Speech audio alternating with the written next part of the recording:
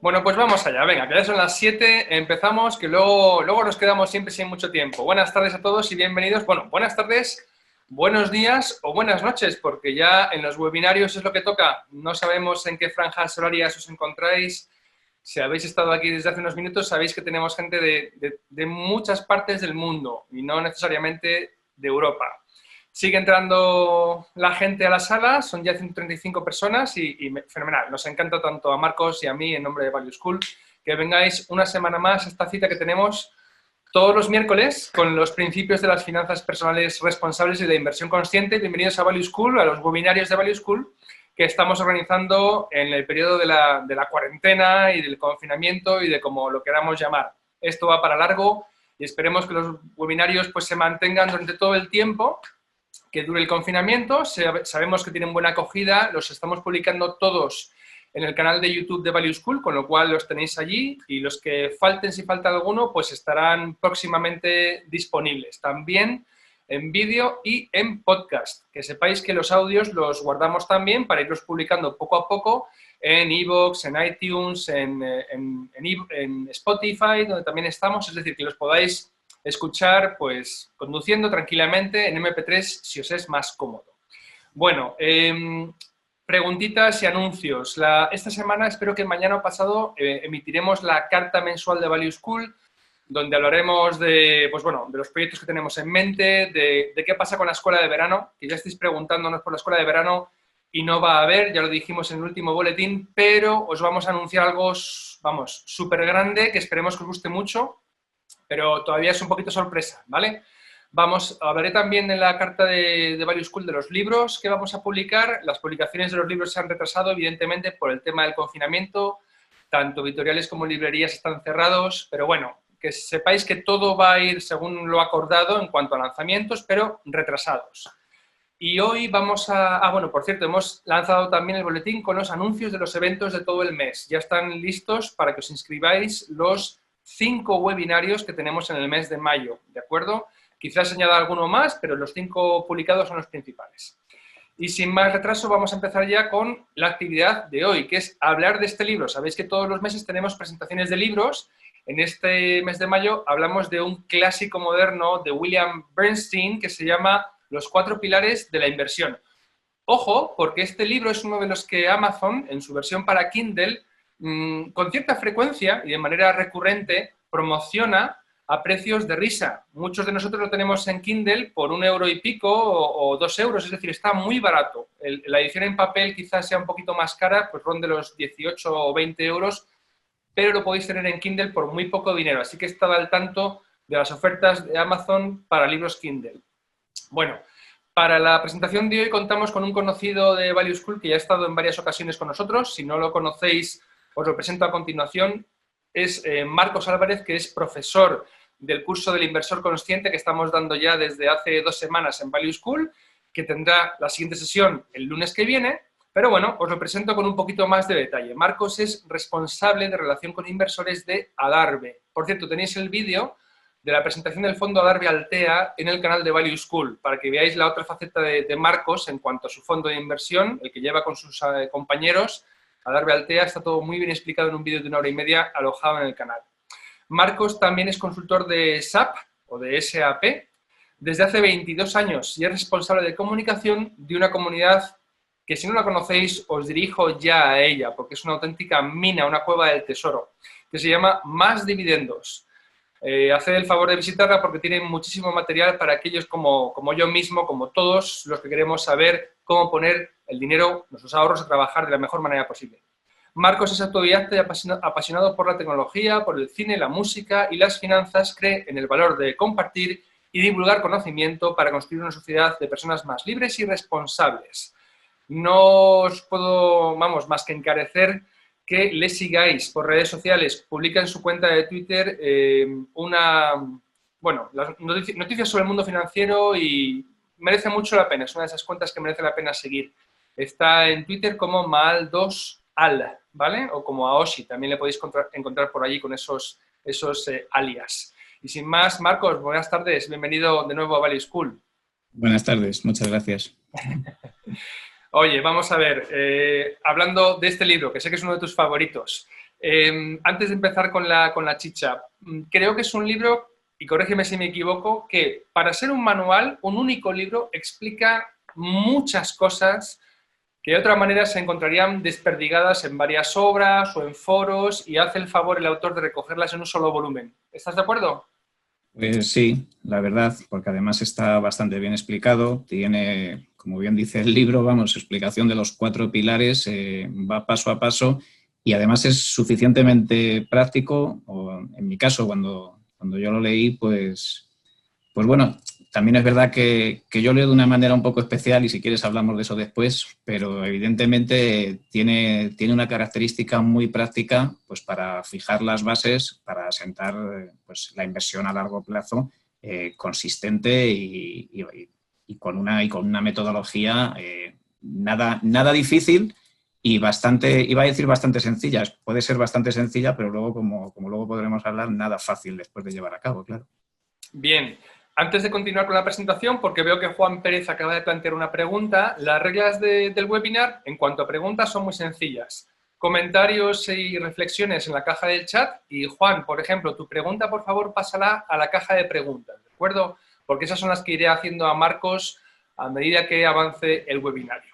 Oye, Marcos, una pregunta, porque estos libros que muchas veces vienen escritos por autores estadounidenses, mucha gente quizá tiende a descartarlos como pensando que lo que dice es principalmente aplicable a quienes están en Estados Unidos. ¿Es el caso de este libro? Bueno, en cierta parte, yo creo que lo principal no. En partes específicas, pues puede ser que sí, ¿no? Pues en una parte que podemos hablar, que a lo mejor él habla de la industria pues, de fondos, pues evidentemente, claro, él vive en Estados Unidos y habla pues de cosas específicas, tanto a los corredores, a la gente de corredores de bolsa, pues a la gente de cómo están allí, digamos, organizada la industria financiera. Y que en España, por ejemplo, pues podría ser, digamos, bastante diferente, ¿no? En ese sentido. O sea, aquí ya sabéis que en cada esquina pues siempre ha habido un banco, ¿no? Es un modelo más o menos diferente, llevado por la confianza, pero que al fin y al cabo las conclusiones pueden ser finalmente muy parecidas, por supuesto. Vale, perfecto, porque de lo que se trata aquí es de extraer los principios de los que vamos a hablar y luego la forma que tomen esos principios en cuanto a productos en los que puedes invertir, eso ya dependerá evidentemente de lo que se pueda adquirir pues en Perú, en España o en otros países, que cada mercado ofrece cosas diferentes. Albert nos pregunta que cuánto dura el webinar. Pues durará 1 hora y media, Albert. Seguramente hasta las 8:30 estaremos aquí hablando. Paso a comentar el primero de los pilares, si te parece, Marcos, que es el que dedica el autor a la teoría de la inversión. Y voy a hacer una especie de repaso de lo que para mí son los puntos fundamentales y luego tú ya, si quieres, elaboras sobre ellos y nos comentas, pues bueno, qué te reportó más, ¿de acuerdo? Mira, creo que el concepto más importante que plantea Bernstein en esta primera parte es que la inversión, en la inversión el riesgo y la rentabilidad van de la mano. Es decir, que si uno aspira a tener mayores rentabilidades, va a tener que admitir soportar mayor riesgo. Y al contrario, si uno desea evitar pérdidas o volatilidad, se va a llevar como contrapartida una menor rentabilidad probablemente, ¿no? Otra cuestión que plantea el autor es que a largo plazo este riesgo percibido se va mitigando hasta que se hace prácticamente insignificante, ¿de acuerdo? Y que nuestro objetivo como inversor debe ser, pues bueno, modesto, batir a la inflación, en principio, es decir, o por lo menos compensar la pérdida de poder adquisitivo que viene del efecto negativo de la inversión y obtener rentabilidades similares a las del mercado, porque es prácticamente imposible superarlo. Yo creo que para mí este primer pilar de la inversión, del libro, perdón, de la teoría de la inversión, se puede resumir en estos puntos. ¿Qué añadirías tú o cómo elaborarías lo que acabo de comentar, Marcos? Pues está muy bien resumido y casi nos hemos hecho el principal objetivo del libro, ¿no? O sea, como tal. Como has comentado, así por el final batir al mercado es muy difícil y resulta que invertir en él es bastante sencillo, ¿de acuerdo? Y luego, efectivamente, como comentas, qué gran dinámica esa de la rentabilidad y el riesgo, efectivamente. Porque la palabra riesgo, pues esta vez se ha debatido mucho y en muchísimos sitios qué significa el riesgo para cada persona, ¿no? Pues para unos puede ser la pérdida de capital, para otros puede ser cómo ven sus activos bajar todos los días o no bajar todos los días. Fíjate qué tiempos estamos viviendo como para hablar ahora de esto, Que ahora fíjate que leyendo a lo mejor este libro ahora en estos tiempos, pues alguno podría tomar decisiones muy acertadas o podría estar esperando a que esto ocurriera para ver si lo que efectivamente se dice en este libro hace que la historia se vuelva a repetir, ¿no? Pero evidentemente esto funciona de esta manera. La metodología que hay que seguir es, si quieres rentabilidad, si quieres batir a la inflación, nada fácil, por cierto, o sea, batir a la inflación no es algo que se pueda hacer con facilidad, pues evidentemente tienes que plantear una cartera con diversificada, con muchos activos, es lo que plantea Bernstein, y que a largo plazo, como bien has dicho, el riesgo se vaya diluyendo. ¿Cómo va a realizar, digamos, este tipo de cartera? Bueno, pues un poco, había puesto, no sé si estáis viendo ahí la diapositiva que he puesto un poco, pues entre la renta variable, lo que consideramos que es bolsa, y la renta fija, lo que pues, se podrá considerar como los bonos, pagares del Estado o pagares de compañías, en unos porcentajes que luego va desarrollando a lo largo del libro en cómo pueden ser, digamos, distribuidos dependiendo de pues, las edades y de los objetivos de las personas. ¿En qué empresas hacerlo? En grandes o pequeñas empresas. Bernstein, como vamos, si alguien ha leído el libro, si no, como resumen decimos aquí, no aplica por el hecho de que la gente intente por sí misma, no siendo, oye, seas muy avezado o se te dé muy bien el hecho de evaluar las compañías, que podemos hablar de ello en sí, prefiere que compres el mercado. Es decir, analizar las compañías es complicado, no es tanto a lo mejor muy complicado el hecho de ver los balances, algo que se puede hacer y de hecho en el libro pues lo habla, por el descuento de flujo podría, digamos, determinarse cuánto puede valer una compañía a largo plazo, pero el mercado es soberano y hay veces que esos cálculos no coinciden con lo que uno calcula, hay veces que la calidad de las compañías, hay que entender la compañía para saber si a largo plazo ese descuento de flujos que hacemos o esas cosas que, o lo que pensamos que una compañía va a generar a tiempo presente en el futuro se va a cumplir. Y él, pues, opta por decir, lo mejor es comprar el mercado porque además está, más que demostrado, que a largo plazo es muy, muy difícil. Lo hace entre pues, empresas grandes, empresas pequeñas. En la primera parte también diluye algo que podría ser muy comentado ahora, ¿no? Cómo las empresas pequeñas a largo plazo, en eso comenta, que son más rentables que las grandes, pero también porque se les exige, digamos, más rentabilidad porque, digamos, pueden tener mayor riesgo. Claro, no solamente, Marcos, las empresas pequeñas, sino él habla como de negocios poor businesses, ¿no? Empresas en apuros. Ese es el otro, efectivamente, ese es el otro que podría estar ahí hablando y en la parte de psicología pues lo podemos llevar a cabo porque además a tiempo presente, tal y lo que estamos viviendo ahora, pues es un debate como que está en todos los foros de discusión, ¿no? Que puede ser pues lo que tengo ahí puesto como crecimiento y valor, ¿no? Es decir, compañías que puedan ser, digamos, muy, muy sólidas, muy seguras, en las que nos sintamos, digamos, muy cómodos. De hecho, él habla en una compañía como Walmart. Walmart hoy en día está en máximos históricos y con la situación que estamos viviendo ahora, pues claro, Walmart es una compañía muy fuerte que además, como todas las staples, ese tipo de compañías, está subiendo en bolsa, claro, porque evidentemente además es que está aumentando su negocio. Pero aún así, él comenta una situación y es que las compañías a lo mejor que pueden ser consideradas de valor o que en un momento dado pueden estar pasando por situaciones de crisis, pues a largo plazo pueden ser bastante más rentables. Vale, Eso no quiere decir que tu cartera luego tenga muchas más compañías de valor porque sean más rentables ni tengas que pasar por qué caminos, pero hay que tenerlo en cuenta y eso es así. Vale, acabas de plantear la idea del largo plazo, que es importante y creo que en el libro se insiste. Es decir, esto no es una inversión ni de pelotazos, ni de corto plazo, ni de especulación, por así decirlo. El autor plantea a largo plazo precisamente para mitigar o reducir ese riesgo a un grado, pues eso, insignificante o que a 30 años a lo mejor pues sea casi una apuesta segura o todo lo segura que pueda ser.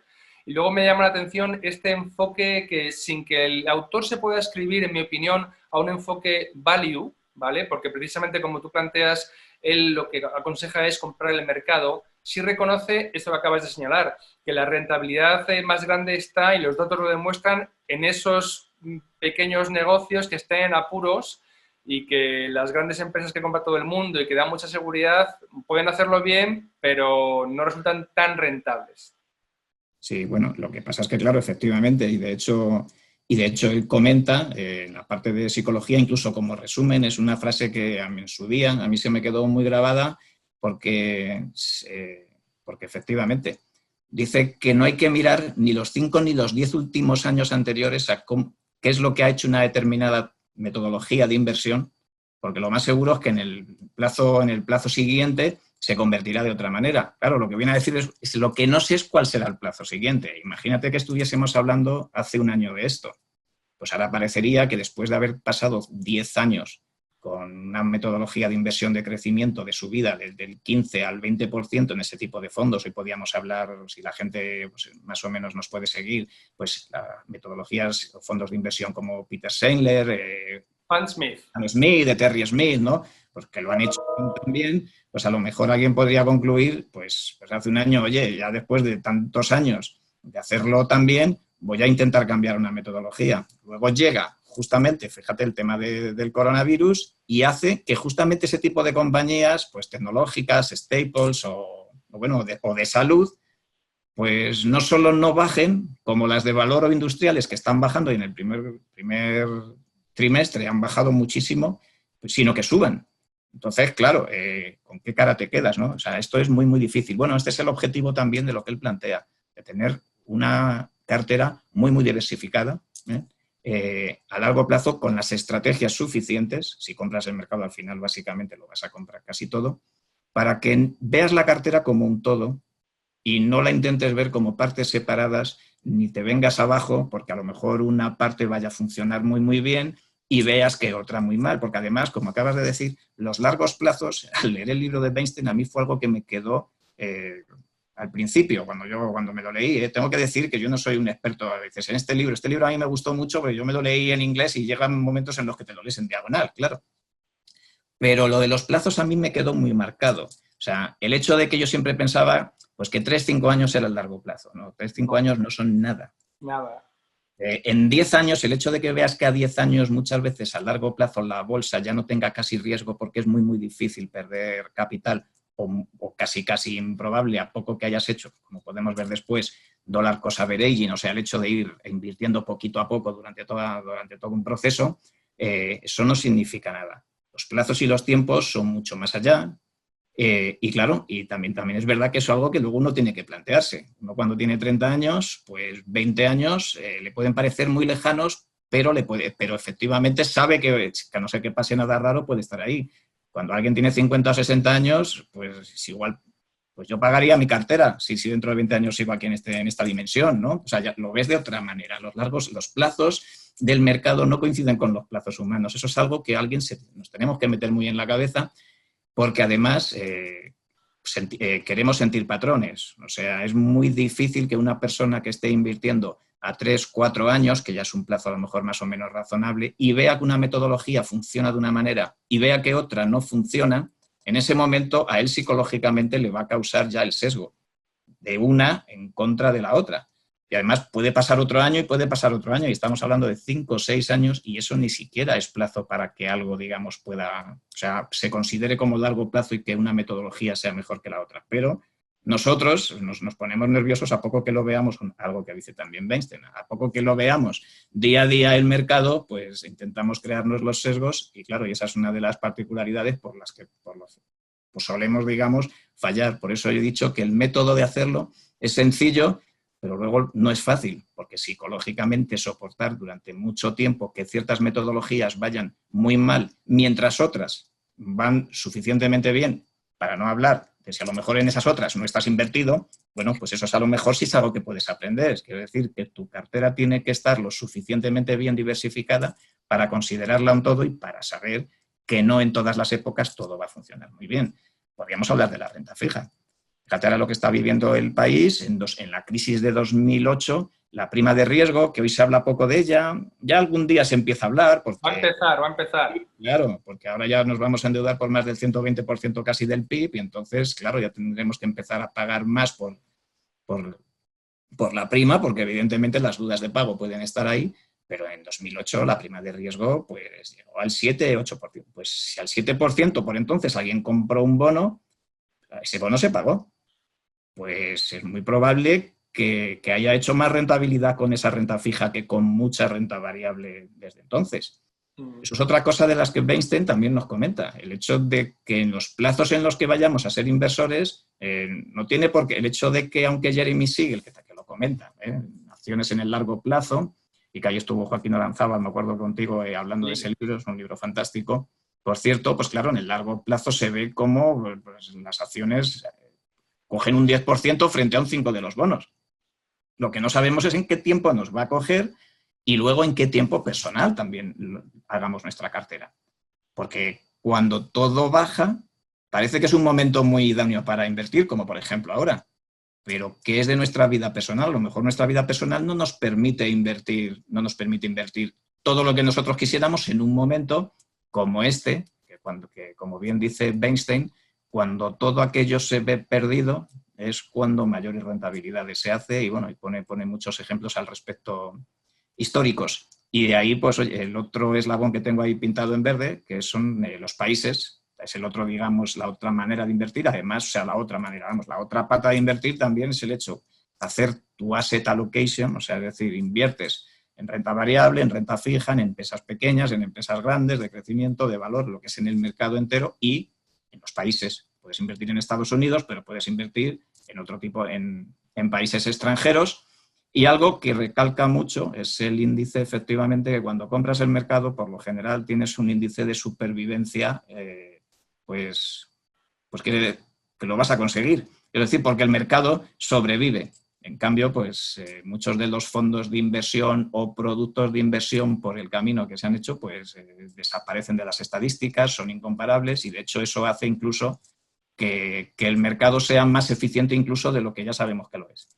Oye, Marcos, te voy a preguntar justamente por eso, porque no sé si a muchos de los oyentes les despista un poquito cuando se dice que algunos de los gráficos que utilizamos como referencia para tomar decisiones de inversión, por ejemplo, cuando vemos cómo lo ha hecho una gestora que vende muchos fondos, están, digamos, un poco marcados por el sesgo de supervivencia. Es decir, al final lo que se acaba viendo son solamente los triunfadores y te han birlado el historial de defunciones a lo largo de ese camino que te dan una idea más realista realmente de cómo lo están haciendo, ¿verdad? ¿Nos puedes explicar un poquito por qué es importante esa noción? Bueno, claro, es que la propia palabra lo va diciendo, efectivamente. O sea, los fondos de inversión o los productos de inversión efectivamente pues nacen, se reproducen y luego pues empiezan a funcionar mal y se mueren, se fusionan y desaparecen de las estadísticas. Evidentemente el mercado no. De hecho, no sé si por ahí va tu pregunta, pero algo que dice Weinstein, por ejemplo, habla de los fondos de inversión tanto de Peter Lynch en su día, que fíjate que estuvo haciendo durante 13 años un 30% de rentabilidad, digamos, y que otro de los libros que en su día, que junto con este, pues leí en su día y que también me gustó mucho, pues, y de Warren Buffett, ¿vale? Entonces, claro, es que es como conocer las historias de los ganadores.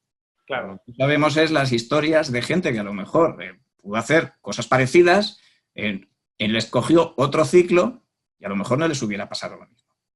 También él pues articula el hecho de que Warren Buffett no es que sea un gestor de fondos, sino que más bien sabe gestionar incluso las empresas, se mete en ellas y oye, gestiona. De hecho, bueno, este sábado pasado fue la reunión de Berkshire Hathaway y estuvo dando su charla y él realmente, claro, cuando la ves, no ves a un gestor de fondos. Ves a alguien que gestiona empresas. ¿No? Claro, a un empresario que compra empresas, a un hombre de negocios, vamos a decir. Y que efectivamente, sí. Y que además tiene capacidad de decisión en ellas, vamos, y muchas de ellas es que es dueño entero, claro.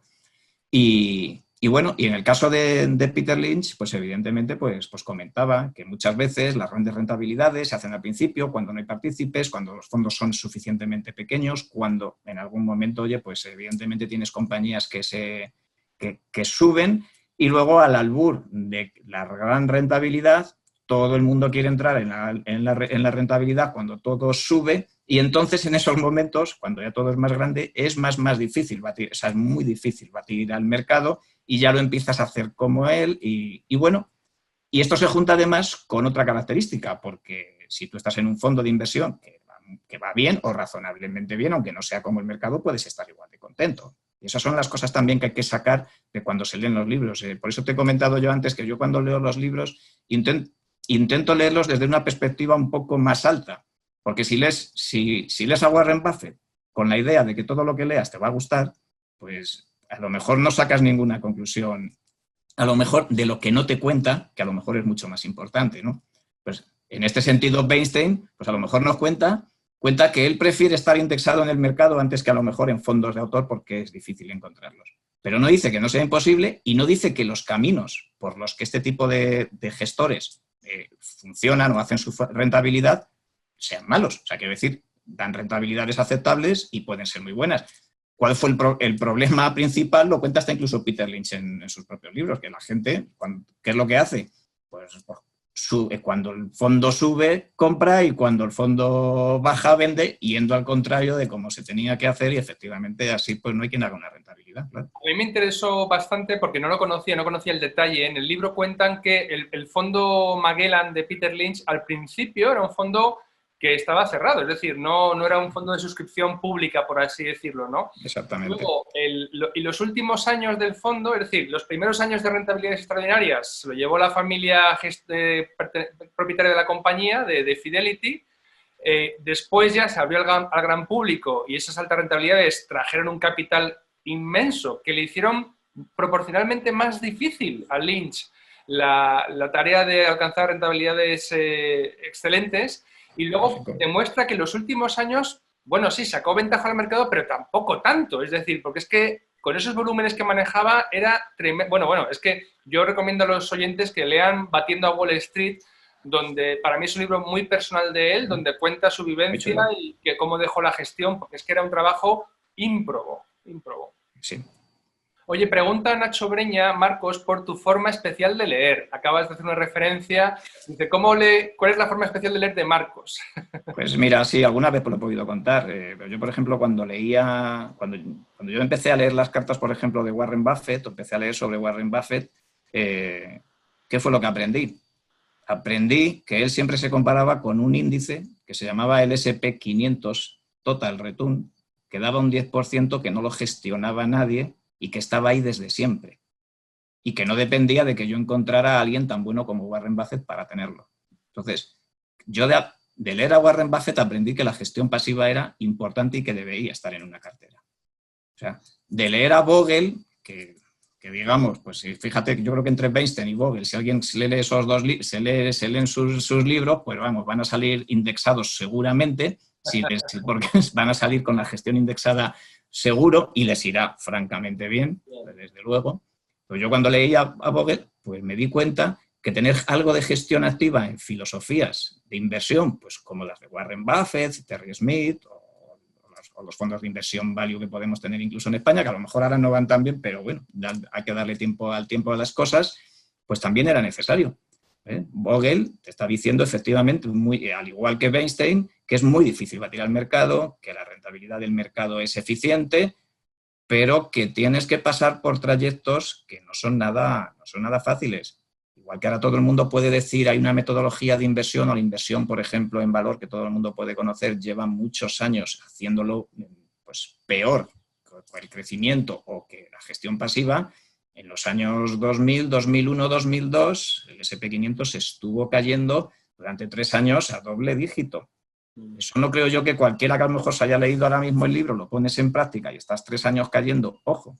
Mientras que Warren Buffett o metodologías de inversión, bueno, se puede decir, Francisco García Parimés en Bestinver, estuvieron esos años haciendo una pasta. O sea, estuvieron haciendo dinero. Sí.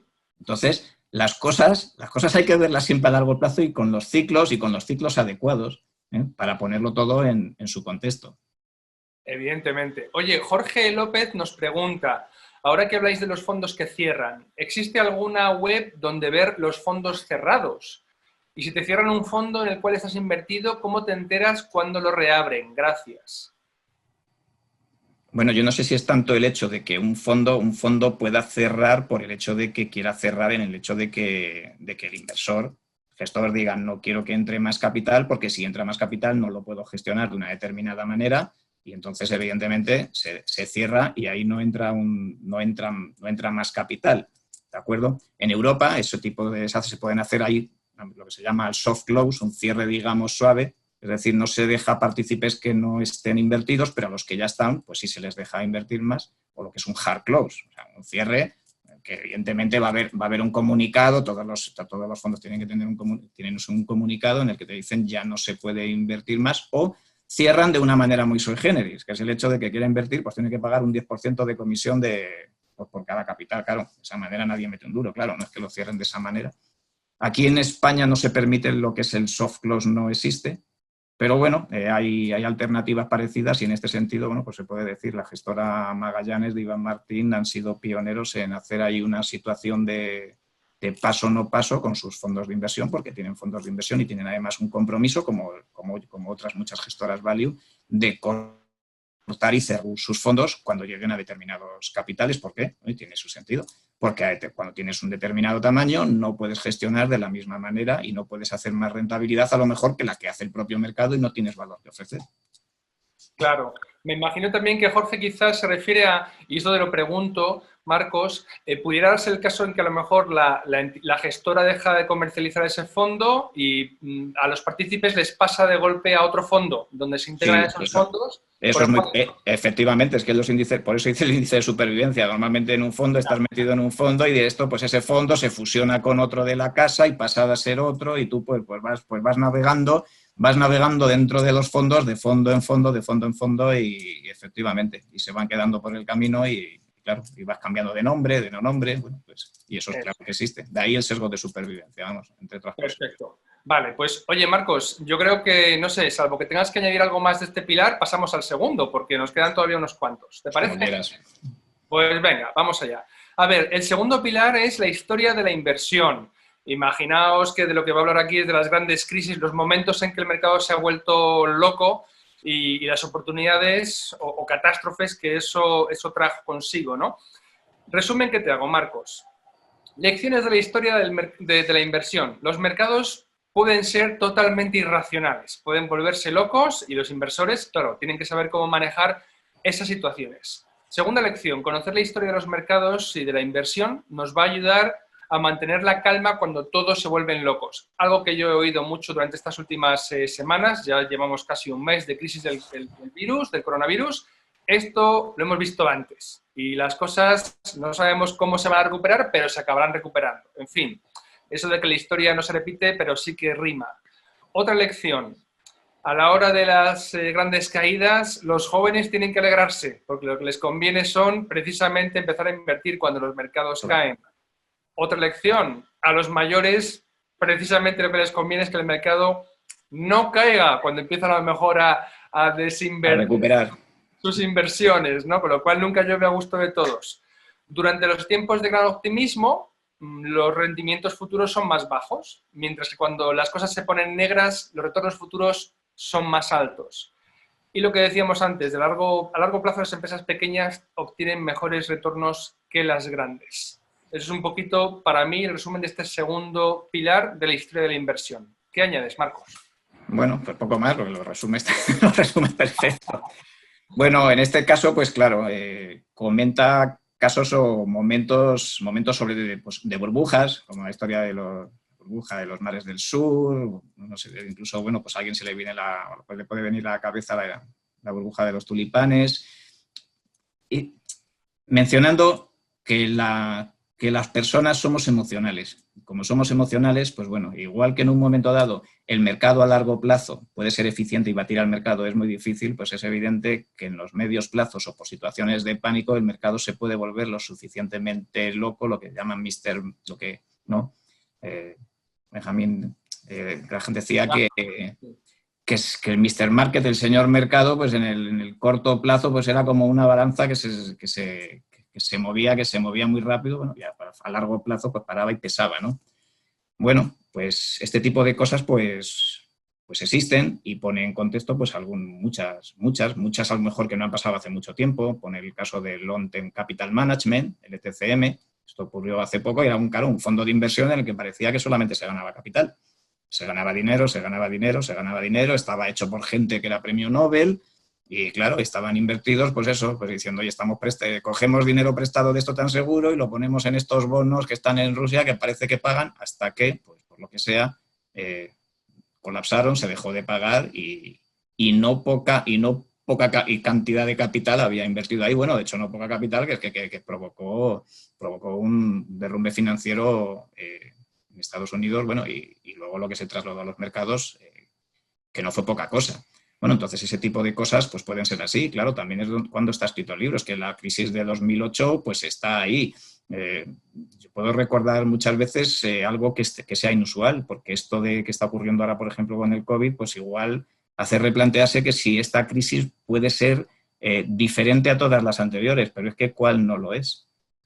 Yo me acuerdo en 2011, por las fechas de marzo, muy parecidas a lo mejor ahora, surgió el problema con Fukushima, con la central nuclear, quedó en el otro lado del mundo, pero aquí pues, Alemania decidió con el tema nuclear, tomó una decisión muy importante con aquel tema y aquello pues tumbó los mercados durante mucho tiempo y nadie sabía hasta qué punto, con una nueva crisis, qué es lo que iba a suceder. Bueno, pues en estos momentos, cuando surgen este tipo de consideraciones, pues Weinstein es cuando comenta que cuando está todo perdido, cuando ya parece que no queda nada, pues es el momento cuando a largo plazo vas a tener rentabilidades por encima de la media y justo lo contrario. Cuando, por ejemplo, el mundo está pues feliz, creciendo todo al 3%, el mundo entero creciendo con todos los países, las rentabilidades no son malas porque las empresas están haciendo pues sus cuentas y sus balances son bollantes, pues a largo plazo suele tener muchísima menos rentabilidad porque, bueno, es cuando los múltiplos de las compañías empiezan a subir y cuando eso ocurre, a poco que ocurre algo, pues evidentemente pues llegan las sorpresas y llegan las bajadas. Entonces él incide mucho que cuando parece que todo está perdido, o cuando es, digamos, el peor momento para invertir, pues curiosamente es cuando mejor. Algo que has comentado, por ejemplo, es en el hecho de los jóvenes. Claro, si alguien empieza una cartera y la empieza con un momento de un mercado bajista, pues qué mejor. Ahora, hay que invertir en un mercado bajista. Quiero decir, yo puedo tener incluso mi propia experiencia con 2008. En 2008 yo ya llevaba un tiempo invertido, pero como quien dice, acababa de empezar. Es decir, oye, pues llevas 2-3 años, ¿qué son 2-3 años todavía en una carrera para invertir? Pero es que invertir en algo que está bajando y bajando y bajando y bajando, como he dicho, es sencillo porque no hay más que darle un botón. Pero no es nada fácil. No es nada fácil. Claro, todo aquello que se invirtió en 2008 dentro de mi cartera es lo que mayor rentabilidad tiene, aunque los activos fuesen los de mayor coste y los que peor fuesen a lo mejor como metodología, porque estaban invertidos en un momento, pues claro, ideal o de mercado bajista, que luego, pues oye, pues se demostró que el mercado vuelve otra vez a recuperarse. Bueno, pues esto que ya no es que sea inversión, sino que es algo, digamos, mucho más allá arriba, ¿no? Y es la mala costumbre que tiene el hombre, ¿no? De salir adelante, ¿no? Y el mundo de por sí, ¿no? Bueno, pues, y que al final, pues tienes que tener una actitud positiva a la hora de invertir, ¿no? Fíjate que por apostillar un poco tus comentarios y dejarte si quieres que bebas un poquito de agua, porque te tengo aquí hablando, que me van a decir que soy muy que te hago hablar mucho. A ver, yo antes de la epidemia hablaba con unos amigos, les recomendaba, pues les explicaba todo esto de las inversiones. Yo creo que lo expliqué bastante bien y sobre todo con hincapié en que cuando todo baja es el momento para empezar. Bueno, pues me consta que mis amigos no han invertido, a pesar de que se ha pegado un castañazo el mercado. Digo, chicos, que ahora es cuando esto está a precio de ganga. Como dice nuestro amigo Martín Huete, el negocio de la inversión es el único del mundo donde la gente detesta comprar en rebajas.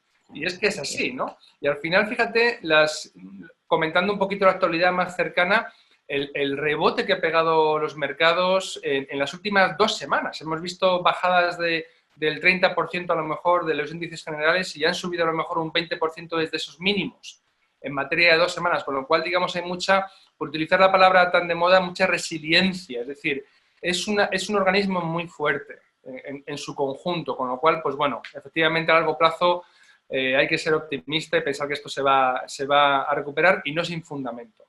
Sí, bueno, eso no quiere decir que el mercado no vaya a caer, o sea, mucho más, nadie lo sabe. Pues fíjate, si ves la conferencia el otro día de Warren Buffett, si él se ha puesto en liquidez y suponemos que tiene más información que muchos, pues a lo mejor por algo puede ser, pero tampoco tiene ni por qué acertar ni por qué no, porque el futuro no está escrito. Pero algo que podemos comentar también y que decía Weinstein es el hecho de invertir poco a poco. Y a lo mejor no es el mejor momento. Pero lo que es evidente es que ha habido 100 peores, seguro. O sea, que este. Entonces, bueno, pues alguien que pueda empezar a planteárselo, pues evidentemente a lo mejor no quiere decir que meta todo el capital hoy, si lo tiene, o si no lo tiene, porque a lo mejor lo que puede es ahorrar una parte, digamos, de su ahorro mensual o de los ahorros que pueda tener. Bueno, pues desde luego, con la caída que ha tenido el mercado, pues es malo no va a ser. Ahora, si hay algo que nos dice William Weinstein es pues, ni malo ni bueno, ni todo lo contrario. Abstraerse, intentar invertir en largo plazo. Cuando hiciste tu cartera, por las consideraciones que lo hiciste, si eran válidas, eran válidas. Ahora, en pleno coronavirus y antes cuando no lo había. O sea, sin más. Y entonces tenías que estar, digamos, ya preparado para lo que viniera, porque si no hubiera sido esto, podría haber sido otro tipo de cosas. Y eso es inexorable, el mercado va a ser así. Oye, Marcos, aunque no nos gusta hacer recomendaciones de inversión, pero es inevitable que nos pregunten. Luis de Alfonso te pregunta ¿a qué índice te indexarías hoy con una visión de largo plazo? No sé si a lo mejor menciona varios, para no mojarnos con uno solo y que lo puedan tomar por lo que no es, que es una recomendación. Aquí en Value School no nos llevamos nada y Marcos tampoco, con lo cual no hacemos publicidad, pero bueno, me parece que puede ser una respuesta interesante. Bueno, tengo que pedirte perdón porque se me ha cortado cuando me estabas haciendo la pregunta. O sea, en un momento. ¿Me oyes ahora? Ahora te digo, no, perfectamente. Han sido los 30 segundos donde me has preguntado y me he quedado... Pues Luis de Alfonso te pregunta que qué índice te indexarías hoy con una visión de largo plazo. Y simplemente yo avisaba de que, sin tomarlo como una recomendación de inversión... No sé, sí, no me gusta. Yo diría yo digo lo que yo hago. Luego cada uno, y como tal, a mí me gustan, no me gusta un solo índice. O sea, por decir, pues me pueden gustar y pues mira, puedo decir 4 o 5. Venga. El SP501, el MSCI World otro, el MSCI Europa otro, mercados emergentes y me gusta mucho el índice de compañías globales, small caps, como también para hacer caso a William Weinstein desde lo que yo entendí en su día, porque me parece que siempre hay que estar en pequeñas compañías, de alguna manera. Vale, perfecto. Pues aquí tienen ya los amigos indicaciones para hacerse una propia cartera o ver un poquito dónde se pueden adquirir esos índices si les interesa y bueno, pues probar a invertirse en ellos. Marcos, pasamos al pilar 3. Muy bien. Venga, el pilar 3 es la psicología de la inversión, un capítulo fantástico sobre sesgos que todos tenemos como inversores a la hora de meter los ahorros en el mercado. Por resumir, nosotros mismos, como decimos en Value School tantas veces, los gestores lo han dicho, somos nuestro peor enemigo a la hora de invertir porque estamos hechos así, tenemos una cabeza cableada de esa manera, las emociones entran en juego, tenemos miedo, ojo, nos ha costado mucho dinero ahorrar ese dinero, mucho tiempo y mucho esfuerzo, perdón. Es decir, son miedos legítimos, ¿de acuerdo? No estamos diciendo que nadie sea más tonto porque le da corte. La gente que viene a Value School y no se atreve a invertir, vamos, me parece una postura legítima. Siempre sabiendo, como decimos aquí, que la parálisis, el no hacer nada, es una muy mala opción. Puede ser una mala opción porque la inflación te come el dinero, ¿de acuerdo? El poder adquisitivo. Con lo cual, pero bueno, los miedos son legítimos. Una cuestión que plantea Bernstein es que una buena manera de obtener rendimientos elevados a largo plazo, con un riesgo, digamos, si eres capaz de sostenerlo, es el de los fondos indexados, de los que ya hemos hablado aquí antes, ¿no? Pero claro, se pregunta Bernstein que si esto es así, que es una buena opción para muchos inversores, ¿por qué muy poca gente se indexa? Y prefieren, pues oye, porque es aburrido y es mucho más emocionante pues jugar a ver si el siguiente sector, digamos, que va a subir o el siguiente gestor importante conserva su toque, eso nos atrae mucho a los seres humanos. Y al final plantea también como último punto en que veamos las inversiones que tenemos, nuestro patrimonio, como toda una cartera, ¿no? Y que en vez de fijarnos en inversiones individuales, para evaluar la rentabilidad, veamos todo nuestro patrimonio como una cartera entera. Y aquí, Marcos, yo creo que también convendría incluir, pues eso, mi casa, el efectivo, un montón de otras cosas que no son simplemente la parte que tengo en bolsa, ¿de acuerdo? En fin, un pequeño resumen del capítulo 3. Psicología de la inversión. Marcos, un tema muy, muy interesante. Sí, a mí a mí la psicología de la inversión es de las cosas que más me gusta. Tengo también mis amigos, Arturo, un compañero en Más Dividendos, que a lo mejor es de los que menos, claro, pero bueno, pero claro, porque él es tan metódico que no necesita ninguna psicología no necesita ninguna psicología para hacer su proceso de inversión y lo sigue sin emoción ninguna, ¿no? Pero yo creo que al que levante la mano, ¿no? Pues el que no tenga emociones, y evidentemente lo que acabas de comentar me parece muy, muy importante. O sea, el hecho de que la gente no se atreva, el hecho de que la gente tenga su capital invertido y no sea y no dé el paso, creo que es algo con lo que hay que empatizar. Es decir, el capital es muy, muy difícil de conseguir y es muy, muy, muy fácil de que desaparezca. O sea, y sobre todo si no te conoces sobre las situaciones. Y esto pues también es mi otro socio, José, siempre lo dice, espabilar en cabeza ajena es dificilísimo. Yo creo que además Weinstein lo dice muchas veces, si no experimentas el mercado por ti mismo, por mucho que te lo cuenten, no lo vas a saber manejar y no lo vas a saber experimentar. O sea, de alguna manera, empieza con lo que puedas, incluso además Weinstein lo deja muy claro, con lo que no vayas a necesitar, como poco en 5 años, y manteniendo además un colchón de seguridad por lo que pueda pasar, y mira si no estamos viviendo tiempos ahora para ello. Sí. Y bueno, y efectivamente, y luego no te dejes llevar efectivamente por la psicología. Esto pues lo puede comentar, si es que veis pues vídeos de Terry Smith, de casi todos los gestores o inversores siempre lo dicen, es que el inversor es casi siempre va al revés. Y esto es algo lo acabas de comentar tú antes, es que a nadie le gusta comprar en rebajas. O sea, todo el mundo entra cuando el mercado sube. Todo el mundo sale corriendo pues cuando el mercado baja. O si no sale corriendo, no dejas de invertir y esperas a que caiga más. Pues, piensemos todos que cae más, luego pasa lo que acabas de decir. Estás esperando a que caiga más y el mercado rebota un 20%. Entonces compra para que luego vuelva a bajar, ¿no? Esto funciona. Oye, Marcos, Gabriel Pita nos pregunta, ¿no creéis que hoy en día, pudiendo organizar todas las aportaciones periódicas automáticamente con el banco y asegurándose de no consultar, esta es la parte difícil, me parece a mí, las inversiones a corto plazo, podemos organizar bien la no exposición al señor mercado y manejar mejor la psicología de la inversión? No, por supuesto. O sea, evidentemente, yo creo que algo que ha venido para quedarse y algo que está muy bien es el hecho de poder automatizar todos los meses, o sea, todas tus finanzas de manera no emocional, los días X de mes, caiga donde caiga y poder invertirlo. Ahora, ¿cuál es el problema también de todo esto? Que no es un problema, perdón. O sea, la situación. La situación es que todos los que estamos aquí o todos los que estamos, que nos gusta el tema de la inversión, que nos preocupamos por los ahorros o que intentamos hacerlos crecer, creo que todos tenemos más o menos la información mínima pues para que pues, si leemos ciertos libros o tenemos, digamos, cierto conocimiento o nos acercamos a a los foros a leer, rápidamente tenemos unos pilares básicos para poder invertir. El problema es que somos muy, muy pocos en frente a todas las personas que ni siquiera se lo preguntan. Yo creo que también esto es algo en lo que Weinstein también va muy, muy por ahí. Evidentemente, si tú tienes una inversión hecha más o menos, oye, tienes tu gestión pasiva, tienes tus fondos, oye, pues de inversión, de crecimiento, de valor, no te va a ir mal.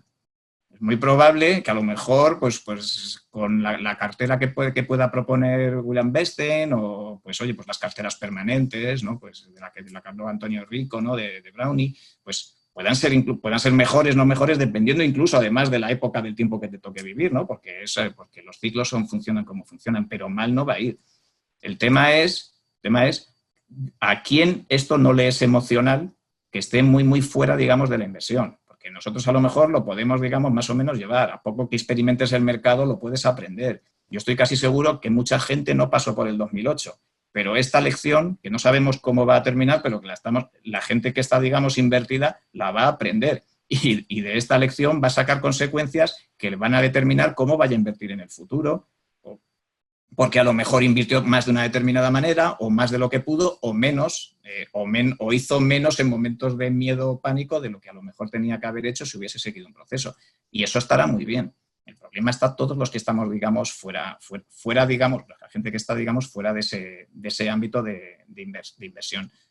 Y bueno, y en ese sentido, pues podemos caer por la parte de psicología emocional, si estamos muy, muy fuera, y luego por la que comentaba antes, cuando acabamos de meternos o estamos durante un tiempo en los sesgos que Weinstein pues comenta, y que fíjate, si es otra de las perspectivas que a mí me dio, digamos, de leer el libro desde una perspectiva, es que a mí este libro me hizo interesarme por la gestión cuantitativa. Porque viene un poco a caballo, digamos, entre la gestión activa y a lo mejor y en la gestión, digamos, pasiva de comprar todo el mercado, pues me vino esa situación. Es decir, si tú compras el mercado, la gestión pasiva, estás comprando la capitalización. Es decir, la capitalización, es decir, estás comprando las empresas que son más grandes, que el mundo decide, entonces que sean, digamos, más grandes, pero eso no te quita a lo mejor en un momento dado que tú digas, oye, que muchas de estas compañías a mí no me gustaría tenerlas, pues por lo que sea. Alguien puede tener esa emocionalidad de decirlo. Y claro, ¿cómo las quitas de un índice? Muy difícil. Fíjate lo que ha pasado, por ejemplo, en España, el IBEX 35 ha sido un índice que en estos años ha sido, decir entre comillas, fácilmente batible. Porque a poco que del índice hubieses quitado, cuando llegaron los problemas bancarios, hubieras quitado los bancos y te quedas pues con Inditex, Grifols, Iberdrola, la energía, vamos, el resto, y te quedas con las otras, hubieras tenido un índice, vamos, tan bueno como los americanos, y a ver quién ahora, a quién le dices esto ahora, ¿dónde prefieres invertir, en España o en Estados Unidos? Claro, casi que te mirarían raro. Ojito, que esto yo alguna vez lo he contado, en los años 2003 a 2007, invertir en Estados Unidos era invertir a lo no rentable. La bolsa española era lo que era rentable por entonces. O sea, lo mismo que pensamos ahora ocurrió no hace nada. O sea, para que veáis el tema de los sesgos y para que se vean el tema de los plazos. Y cómo la psicología de sesgo que te puedes crear con arreglo a 3, 4 años vista, que para nosotros es muchísimo tiempo, pero para los mercados no es nada, pues te hace meterte a lo mejor en dinámicas que luego con el tiempo pues ya las aprenderás. Pero ahora, por ejemplo, ¿a quién le dices tú que se vaya a invertir a una determinada metodología que lleva 3 o 4 años cayendo cuando tú estás pasivamente encima de índices que lo están haciendo fenomenal? Sí. No es tan fácil. De hecho, no creo que nadie lo haga. O alguno a lo mejor, bueno, lo que Weinstein comenta es, como tú decías, pon la cartera como un todo, pon las partes y bueno, y alégrate porque toda suba en su conjunto. Es que todo al mismo tiempo es muy difícil. Acertar, todo el mundo, yo creo que ese es el problema que tenemos todos. Todo el mundo quiere acertar en todo momento qué es lo que está subiendo. Eso no es posible. Mira, ahora compras casi todo el mercado, vas a comprar lo que suba. Y como por lo general casi todos suben más que lo que baja en el largo plazo y todo tiende a una recta pues sinuosa, pero digamos alcista, bueno, pues en los caminos, digamos, van a llegar, digamos, al mismo sitio, por así decirlo, por trayectorias diferentes y eso no está nada mal. Jesús Mayo en la caja del chat hace un comentario y dice, si tienes comprado un fondo a 100 y baja a 50, ¿qué harías? ¿Aportarías o no harías nada? Dice, está pasando en los fondos value patrios, ¿no? Ah, qué buena pregunta, ¿no? Una pregunta, es que todo depende, pues fíjate lo que tu proceso te diga. Si en el proceso de compensar la cartera value tienes que llegar a un porcentaje mínimo, porque otra, por ejemplo, haya subido, pues a lo mejor lo que te hace es, pues tendrías que seguir tu metodología y aportarla. Pero bueno, esto después es como todo, porque uno también puede aprender que a lo mejor esa determinada metodología, que a largo plazo puede ser más rentable, pues no va con uno. Y uno a lo mejor pues prefiere estar en compañías que a lo mejor a largo plazo pues puedan ser, a lo mejor, mucho no, a lo mejor son menos rentables, pero a lo mejor está más seguro, pues como lo que comentaba Weinstein, Walmart no es a lo mejor la compañía más rentable en comparación de la última del SP500 que está por problemas, pero que al final seguro que es más rentable. Sí, pero en Walmart, cuando está pasando lo que está pasando, yo estoy a gusto porque está subiendo. Y entonces a lo mejor prefiero que no sea tan rentable, tengo una rentabilidad más que aceptable, más que me supera la inflación y estoy feliz. Y, oye, y estar con el estómago bien y contento también cuenta. O sea, claro, porque es ser el más rentable para luego tener una úlcera de estómago, tampoco tiene mucho sentido. Entonces, Evidentemente. todo hay que ponerlo en su contexto. Por eso el hecho de conocernos a nosotros mismos. La inversión tiene mucho de psicología y sobre todo del comportamiento, de cómo nos afecta. Evidentemente. Marcos, te propongo pasar al cuarto pilar, que creo que no sé si nos va a llevar mucho tiempo porque es hablar del negocio de la inversión. Y básicamente lo que tiene que contar Bernstein se cuenta muy rápido, que es hay que desconfiar tanto de la industria financiera, en teoría, bueno, él habla de los brokers y de los fondos de inversión. Los brokers porque van a comisión y lo que quieren es que operes y que les dejes un pellizquito cada vez que entras o sales del mercado. Y los fondos, pues por las comisiones, ¿no? El gestor va a cobrarte un dinero por gestionar el patrimonio y la estadística señala que es muy difícil que se gane realmente esa comisión que te va a cobrar, ¿no?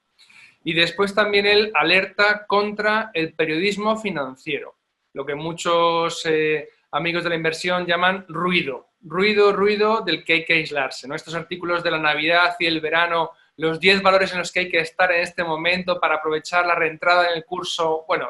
Sí. La mejor cartera para el 2020. No, sí. Eso, todo eso. Entonces, aislarse de esas cosas y tener cuidado con los que están a ganarse un duro haciendo que operemos y que compremos cosas raras y exóticas. Sí, bueno, esa es la parte en la que a lo mejor sí habíamos comentado antes que puede ser trasladable y hay que intentar traducir, digamos, a cada uno a su propio mercado. Igual que el tema de la fiscalidad. En España, los fondos de inversión, cuando los traspasamos, no tienen, digamos, fiscalidad. Eso es algo, algunos le llaman como una anomalía. Bueno, pues es algo de lo que disfrutamos en España, pero en otros países en eso no está. Entonces, y Bernstein, por ejemplo, pues comenta mucho el tema de cuando se rebalancean las carteras, pues que ojito con las fiscalidades y el punto de fiscalidad. Y en el tema de las comisiones, pues evidente, claro, lo va contando cómo pues los corredores de bolsa intentan hacer sus comisiones independientemente de si tú ganas o pierdes, porque ellos lo que quieren es, pues eso, llevarse, digamos, la comisión. Y luego, pues la industria de gestión de fondos, que evidentemente en muchos casos no es que por dentro tengan un fondo pasivo y te pongan un diferencial. Porque todavía con eso, pues no estaría, digamos, mal si se siguiera el mercado. Pues es que todavía no siguen al mercado y todavía pueden ser, con el tiempo son peores. Entonces, claro, el sesgo que tienes de ineficiencia con respecto a los costes, a los gastos en los fondos de inversión, pues es muy fuerte. Bueno, esta es otra de las cosas que también uno tiene que leer, lo tiene que leer, digamos, con perspectiva. Cuando lees a Bernstein o lees, digamos, el tema, o lees a Bogle, estas cosas te quedan, digamos, bastante claras. Pero si lees también, antes como comentaba antes, digo, Bogle te va diciendo, oye, esta rentabilidad del 6-7% a largo plazo más la inflación, que todo el mundo puede asemejar en su cabeza, pues esto que siempre se... Claro, si ves la última carta de Warren Buffett, tienes ahí puesta ahí al lado un 10% en todos estos, casi en más de 50 años de comparación, ¿no? Pues bueno, que viene a ser pues eso, 6-7 más la inflación, lo que devuelve a el mercado, pues claro, ¿cómo lo hacemos con arreglo cómo estaba yo diciendo que Bogle, por ejemplo, lo comenta? Que eso se consigue, pues se consigue pasando por momentos muy, muy complicados. Entonces, algo que puedes saber y algo que yo comentaba antes con arreglo de la capitalización es a lo mejor a mí no me apetece, pues a lo mejor pasar por esos momentos de rentabilidad con dicha capitalización y me gustaría pasarlo con otras alternativas. Y a lo mejor hay gestores activos que en vez de mirar la capitalización, pues miran pues, los estados financieros o miran otro tipo de cosas, ¿vale? Por las que no significa que yo vaya a hacer más rentabilidad, y a lo mejor es posible que con las comisiones que me cobren pueda ser menos, pero por el camino yo quiero tener esa diversificación porque también estoy más tranquilo, porque sé lo que se hace. Entonces, esto es como todo. Tú desde una isla a otra isla puedes ir nadando. Pero entonces a lo mejor alguien te dice, puedes ir por 2 sitios. Por aquel, a lo mejor la profundidad es de 10 metros, pero vas a ir más rápido. Y por esta, pues hay piedras, pero puedes hacer pie cuando quieras. Bueno, pues no quiere decir que un camino sea mejor que el otro, pero a lo mejor ambos pues dan una diversificación suficiente. Y por eso te comentaba antes que cuando a lo mejor yo veía que la gestión intensiva por capitalización a mí me empezó a gustar tanto este libro, que me abrió un poco los ojos en este punto, junto con Greenblatt, que habla también pues, de su fórmula mágica y también se compara con el SP500 y ves la rentabilidad del SP500 y entonces la gestión pasiva vuelve a estar ahí, pero Greenblatt también nos viene a contar también que la gestión, digamos, cuantitativa, puedes comprar el mercado de manera masiva con arreglo a ciertos parámetros que son muy interesantes y al final vienes a hacer una cartera muy parecida a la que Weinstein te viene diciendo que es la que necesitas, digamos, para el largo plazo. Y al final, pues, ves que la lógica siempre pues, confluye y converge en una determinada tipo de cosas. En cuanto al tema de las comisiones, claro, en España, pues, tampoco, sin meterme con nadie ni nada, pero cuando alguien te comenta, oye, vas a la red bancaria, aquí la red bancaria, como hemos comentado antes, es muy grande, pero claro, esto que haga la prueba cualquiera. Que alguien se conecte a Morningstar, a cualquier sitio, y saque pues, el MSCI World no hace publicidad, pero vamos, de Amundi, o el SP500 de Vanguard, que son productos hoy por hoy invertibles en España sin ningún problema, casi y sin mínimos. Y que vaya a su banco y diga, quiero invertir en esto. Y esto no es ningún troleo, como alguien me pueda decir, jolín, es que el del banco no lo va a saber. Bueno, pues eso es lo que tenemos, ¿no? Pues y efectivamente, pues con eso es lo que tenemos que lidiar. Pero bueno, para eso están iniciativas, para que esas cosas, digamos, no pasen y al final tengamos un marco normal de inicio que nos pueda llevar, digamos, a tener los ahorros de la determinada manera, estables, protegidos, en cuanto a nuestro perfil nos lo permita, claro. Eso es. Oye, Marcos, una pregunta sobre los medios de información. Yo os recomiendo a todos los amigos que estéis viendo esto que las preguntas me las paséis por la cajita de preguntas y respuestas, ¿de acuerdo? Pero bueno, veo que alguno la ponéis en la cajita del chat. Dani te pregunta por medios medios o prensa que tú recomiendes para informarse sobre inversión. Un poquito, pues entiendo que la pregunta va que nos evite un poco el ruido innecesario o el ruido manipulador y que sean pues más serios y fiables. Jolín, yo no quiero hacer publicidad, pero yo ciertamente fuera de lo que es más dividendos, ahora mismo no leo otro tipo de cosas. Vamos. Muy bien. Creo que la información está suficientemente, los usuarios tienen un nivel suficientemente fuerte y grande como para estar más que informado. Vale. Vamos, hay otros portales también, evidentemente, vamos.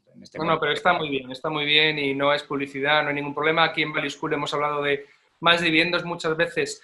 Me voy a permitir ahora mencionar varios libros. Hemos comentado aquí el libro de Bogle, lo ha comentado Marcos varias veces, sabed todos que lo tenemos en Value School, ¿vale? La traducción, digamos, del clásico gordote de Bogle está en Value School, también está en formato para Kindle en Amazon, con lo cual se puede leer en español.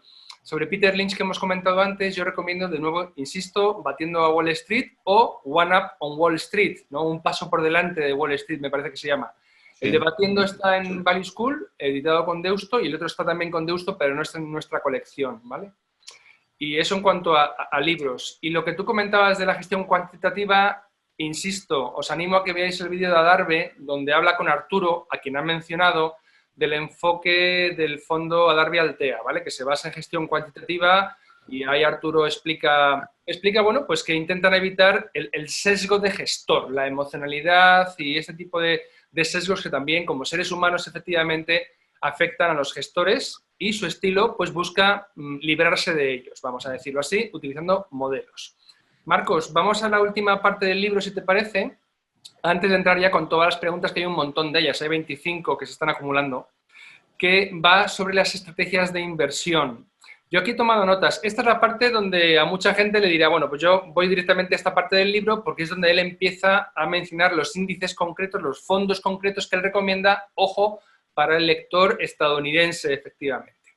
A mí una de las cuestiones que más me ha interesado es que el punto de partida que plantea Bernstein es que uno calcule cuánto necesita para jubilarse, que va a ser probablemente el objetivo que lo va a llevar a uno a invertir a largo plazo, ¿no?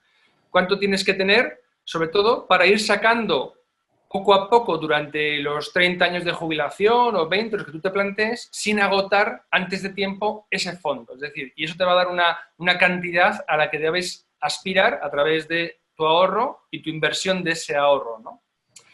Él sugiere, y esto es un tema que a mí me gusta mucho y no hemos tratado muy a menudo en Value School, él sugiere gastar como máximo lo que llama la tasa real de retorno esperado de tu portfolio. Es decir, cada año que tú desinviertas el 3-4% del valor de tu cartera y vivas con eso, más el complemento de la pensión del Estado, etc.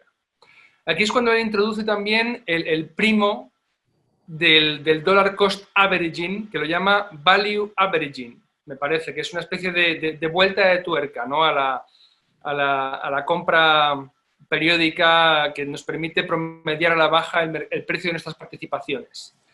Y su mensaje, y es un mensaje que creo que todo el mundo debe tener claro, es que con muy poquito esfuerzo, cualquier persona, cualquier inversor, puede montarse una cartera de inversión con mínimos gastos, máxima diversificación, que lo haga mejor que la mayor parte de los fondos gestionados de manera activa.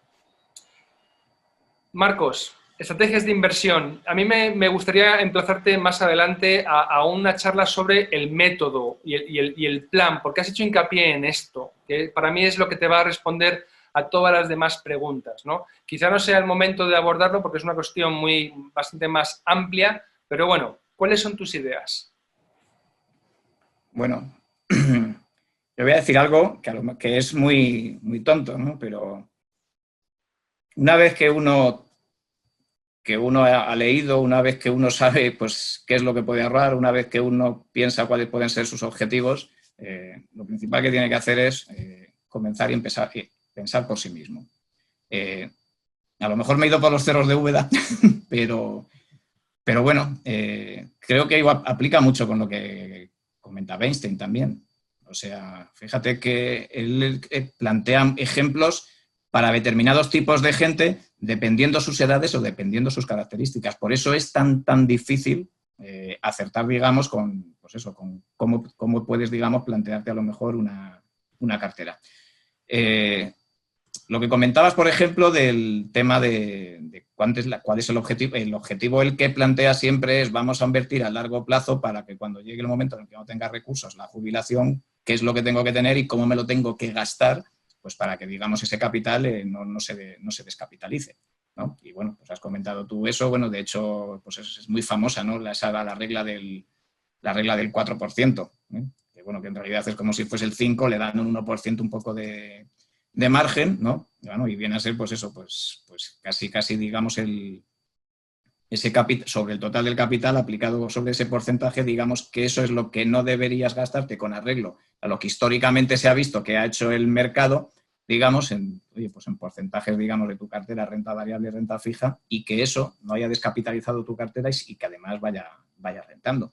Pero bueno, esto también es como todo. Me comentaban, lo comento así porque aquí viene a colación, pero me decía un amigo, oye, pero si yo tengo 1 millón de euros y tengo ya 70 años, yo no quiero una cartera, o sea, que se mantenga en el tiempo rentable y que me dé tal. Pues digo, pues claro, si necesito 20.000, ya no necesito nada, o sea, porque lo voy gastando y que se vaya a cero. O sea, no necesito que mi cartera se quede por ahí luego navegando para que el que venga detrás, que oye, que muy bien para el que venga detrás, pero uno, pues como quien dice, uno invierte para sí mismo, ¿no?